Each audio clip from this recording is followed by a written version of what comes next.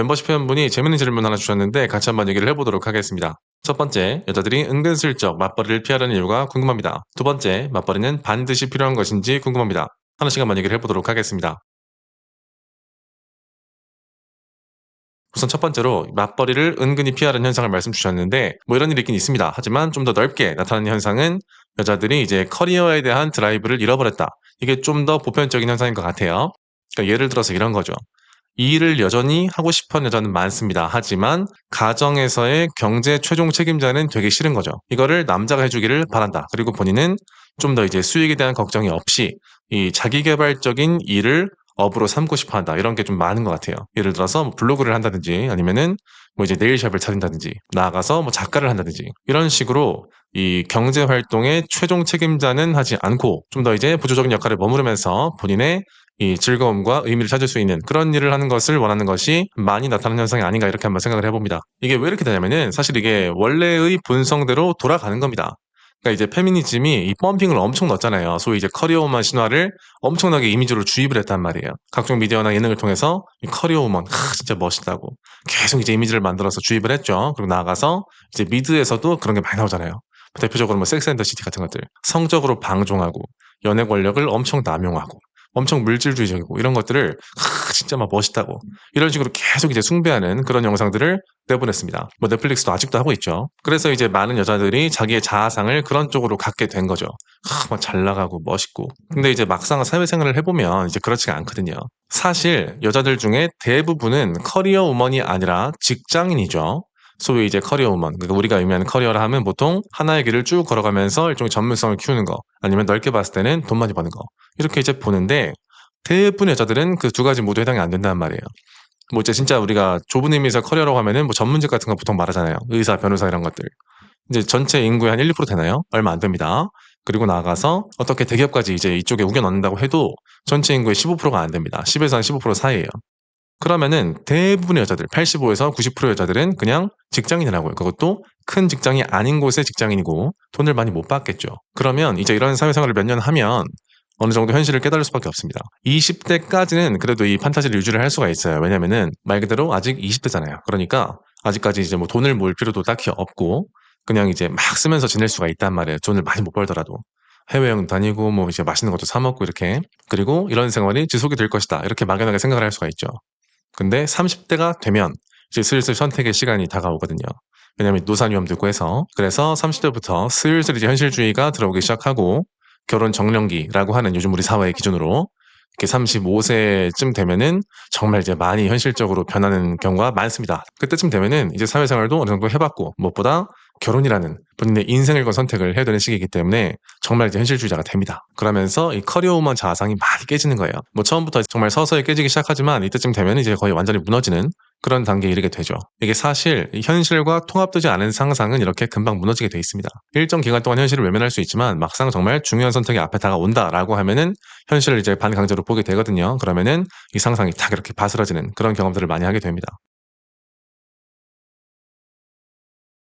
우리가 이제 소위 페미니즘이 한 10년 됐다고 생각을 해요. 이제 2016년도 정도부터 인위적으로 이게 보급이 됐죠. 미친 듯이 막 살포를 했습니다. 그래서 우리나라 기준으로 치면은 10년 된 게 맞아요. 하지만 그 몇 년 전부터 미국에서 이미 이제 창궐을 했단 말이에요. 소위 오바마 시절에 오바마가 엄청 인공적으로 페미니즘을 밀었습니다. 2010년대 초반 정도부터 그 밀었어요. 그래서 거기 이제 한 15년 된 거죠. 그러니까 트럼프가 당선된 게 이유가 있는 겁니다. 그래서 여러분이 이제 느끼시는 것보다 좀 더 오래됐다 이렇게 볼 수가 있겠고 사실 그리고 이 오바마가 밀었던 그 페미니즘, 소위 이제 레디컬 페미니즘이죠. 그런 과격한 페미니즘의 원류는 한 50년 더 앞으로 가야 돼요. 소위 페미니즘을 이제 세대별로 나누는 그런 분류법이 있거든요. 뭐 1세대 페미니즘은 소위 자유주의 페미니즘이라고 해서 뭐 이제 여성 참정권 이런 것들을 많이 추구를 했고 이 2세대로 오면은 굉장히 레디컬해집니다. 그 1세대라고 하는 것도 굉장히 이제 물론 문제가 많았지만 2세대는 정말 최악입니다. 여러분이 보고 계시는 이 말도 안 되는 이 페미니즘 이거는 이제 그때 시작이 된 건데 이게 사실 1980년대에 우리나라에 이미 들어왔습니다. 이 운동권 좌파가 이 민주화 운동하고 막 이렇게 하면서 이 페미니즘을 같이 들여온 거예요.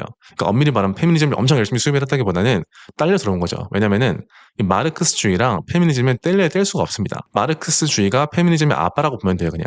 거기서 약간 변형을 거친 것이 페미니즘이다. 소위 이제 세상은 자본가와 노동자가 갈등하는 구조다. 그러니까 노동자가 자본가를 전복시켜야 된다. 이거를 그대로 남자주의 구도에 적용을 해서 여자가 남자를 전복해야 된다. 이렇게 간 게 이제 페미니즘입니다. 뭐 자기들끼리 이제 뭐 마르크스주의 페미니즘이니 무슨 페미니즘이니 이렇게 막 구분을 하는데 전혀 그것까지는 알 필요가 없고요. 그냥 그런 식으로 구성이 된 것이다. 이렇게 알면 충분합니다. 그래서 이 두 가지는 반드시 같이 가는 겁니다. 어쨌든 그런 과격한 페미니즘이 이미 1980년대에 우리나라에 들어왔다. 1980년대라고 하면은 우리 부모님의 대학 시절입니다. 그러니까 그때부터 이미 과격한 남녀평등 이런 것들이 다 들어왔다. 그리고 미디어에서 신여성 이런 거 나오고 남녀평등 나오고 이런 것도 다 그때 이미 있었다.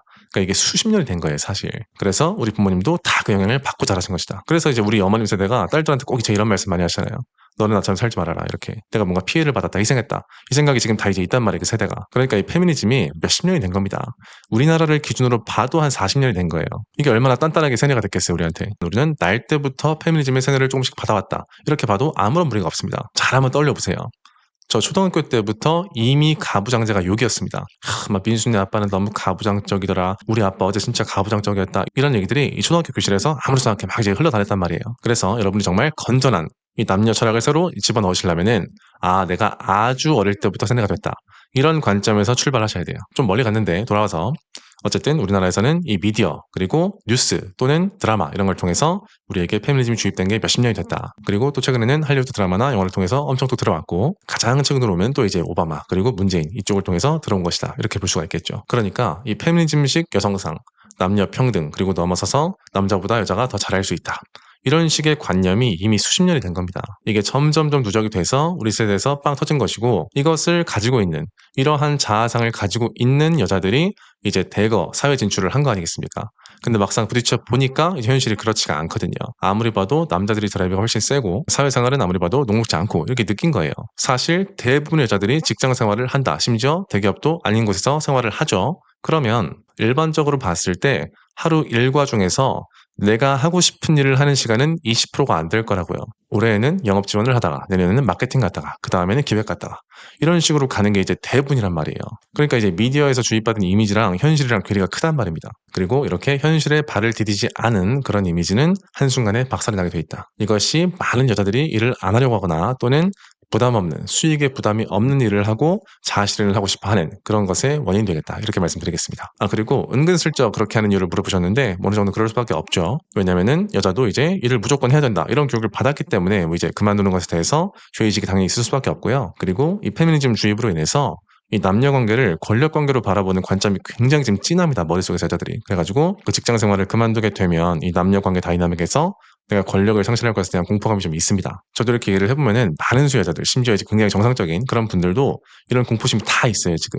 내가 돈을 안 벌면 집에서 무시를 당한다. 남편한테 휘둘린다. 이런 것들이 다 있어요. 이런 건 거의 100%입니다. 그래가지고 이런 것들이 상당히 또 크게 작용을 한다. 그래서 좋은 서사를 가지고 그만두고 싶어 하죠. 그만두더라도 예를 들어서 이제 남편이 희생을 요구했다든지 아니면은 이제 뭐 육아 때문에 그만둔다든지 이런 것들을 하기를 원합니다. 그래서 말씀하시는 경향이 나타난다. 이렇게 볼 수가 있겠죠. 그럼 두 번째 얘기를 한번 해볼게요. 맞벌이는 반드시 필요한 것인가? 저는 그렇지 않다고 생각합니다. 이 여자들은 이 사회에서 주입한 만큼 이 성공이나 성취에 대한 드라이브가 없습니다. 남자에 비해서 드라이브가 훨씬 적다. 반대로 말하면은 남자의 드라이브가 훨씬 크다는 거죠. 소위 이제 야망이라고 하죠. 그런 게 이제 정말 큰데 그런 것을 봤을 때 저 같으면은 이 최소한의 경제적인 여건을 되신다면, 그러니까 엄청 쪼들리고 이런 게 아니라면은 제 잠재력에 베팅을 할 것 같습니다. 내 안에 있는 그 거대한 남자로서의 야망, 성취욕 이런 것들을 바탕으로 한 2명분은 내가 벌 수 있다. 이러한 전제하에 어느 정도 위험을 감수하고 저는 도전을 해볼 것 같습니다. 우리 남자들은요. 이 타고난 야망가입니다. 요새 이런 말을 하면 이제 잡혀가죠 거의 되는데 어쩔 수 없어요 사실이니까. 호모사피엔스만 따져도 30만 년 됐습니다 인류사가. 우리 조상이 이제 엄청 많을 거 아니에요 숫자가. 우리 조상의 성비가 몇 대 몇일 것 같으세요? 남녀? 반반이 아닙니다. 1대 2예요. 그러니까 여자가 남자보다 2배가 많아요. 우리 조상 중에서. 자, 이게 무슨 말이냐. 우리의 조상이 되지 못하고 번식에서 탈락해서 죽어간 남자가 어마어마하게 많다는 거죠. 굉장히 잔혹한 일이죠. 사실 이제 최근에 일부 일처제가 자리 잡기 전만 따지면은 1대 3 정도 된다고 합니다. 정말 많은 남자들이 선택을 받지 못했다. 자, 근데 반대로 얘기를 하면은 우리의 조상들은 죄다 선택받은 사람이었다는 거예요. 그러니까 이 사람들은 엄청난 야망가일 수밖에 없는 겁니다. 선택받은 사람들만 자손을 낳고 그 자손들 중에서 또 선택받은 사람들만 자손을 낳고 이런 식으로 30만 년 타고 내려온 거예요. 그러면은 우리 내면에는 위대함에 대한 추구가 있을 수밖에 없는 거예요. 여자들은 그렇지 않습니다. 왜냐? 번식을 그냥 할 수 있었어요. 경쟁하지 않아도 야망이 없어도 번식을 하는데 아무런 무리가 없었습니다. 그렇잖아요. 여자가 이제 한 명당 막 50명씩 낳을 수는 없단 말이에요. 굉장히 한 명당 낳을 수 있는 숫자가 제한이 되어 있기 때문에 어지간한 여자는 다 선택을 받을 수가 있었다. 그러니까 여자들은 야망을 물려받지 않은 거죠. 여러분 모두가 느끼시는 이 거대한 드라이브, 엄청난 야망은 우리가 조상들에게 30만 년 동안 물려받은 겁니다. 그러면 한번 따져봤을 때 나하고 내 아내가 있어요. 내 드라이브가 훨씬 클 거 아니에요.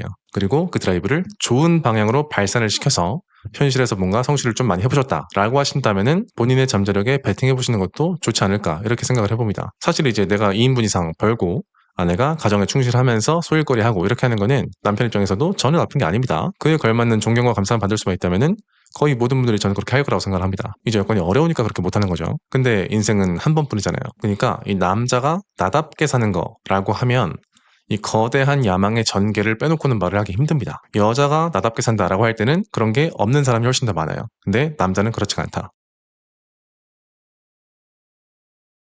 제가 멤버십 글에도 썼지만 모든 위대한 인류의 스승들이 똑같은 얘기를 했습니다. 네 안에 있는 진짜 나를 해방해서 그대로 살아라. 이거를 요즘 유행하는 말로 하면은 뭐 자아실현 이런 게 있죠. 내 안에 있는 진짜 자아를 실현, 열매를 맺어라. 이게 자아실현입니다. 그리고 자기개발.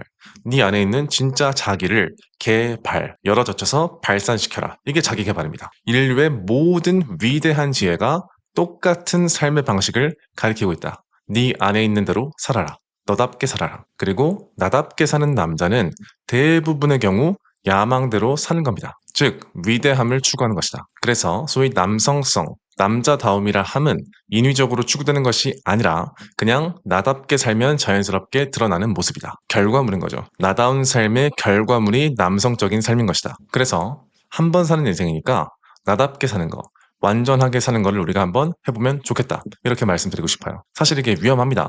남자의 나다운 삶은 위험해요. 여자는 나답게 살아도 대체로 위험하지 않습니다.